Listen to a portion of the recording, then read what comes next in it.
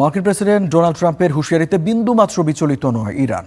একের পর এক হুমকির মধ্যেই এবার হরমুজ প্রণালীর ওপর সার্বভৌমত্ব প্রতিষ্ঠায় আইন পাশের ঘোষণা দিল তেহরান। সোমবারও কাতারের দুটি তেলবাহী ট্যাঙ্কারকে আটকে দিয়েছে আইআরজিসি, ফলে গতিপথ ঘোরাতে বাধ্য হয়েছে সেগুলো। এদিকে গুরুত্বপূর্ণ এই জলপথের ওপর ইরানের সার্বভৌমত্ব প্রতিষ্ঠার চেষ্টাকে আন্তর্জাতিক আইনের লঙ্ঘন বলছে বাহরাইন। এ নিয়ে মঙ্গলবার জাতিসংঘের নিরাপত্তা পরিষদে হবে ভোটাভুটি। ট্রাম্পের হুমকি ধামকির মধ্যেই হরমুজ প্রণালী ইস্যুতে আরও কঠোর অবস্থানে ইরান। ঘোষণা দিয়েছে হরমুজ প্রণালীর ওপর নিজেদের সার্বভৌমত্ব ও বৈধ অধিকার প্রয়োগে আইন পাশের। ইসলামিক কনসালটেটিভ অ্যাসেম্বলি হরমুজ প্রণালীর উপর সার্বভৌমত্ব ও বৈধ অধিকার প্রয়োগ সংক্রান্ত একটি আইন পাশ করতে দৃঢ় প্রতিজ্ঞ।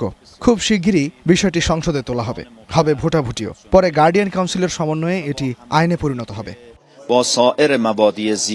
এদিকে ইরানের এই সিদ্ধান্তের তীব্র বিরোধিতা করছে প্রতিবেশী বাহরাইন। আখ্যা দিয়েছে অবৈধ, অগ্রহণযোগ্য এবং আন্তর্জাতিক আইনের লঙ্ঘন হিসেবে।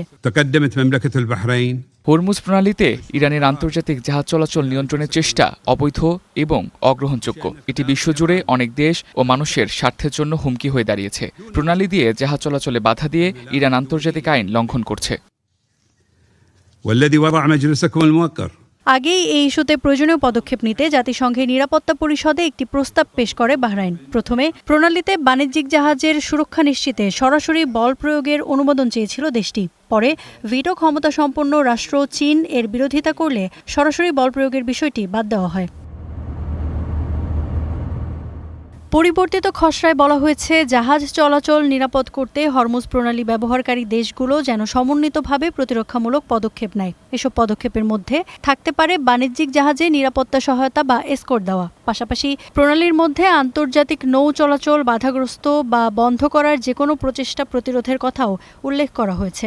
মঙ্গলবার এই প্রস্তাবে ভোটাভুটি হবে নিরাপত্তা পরিষদে।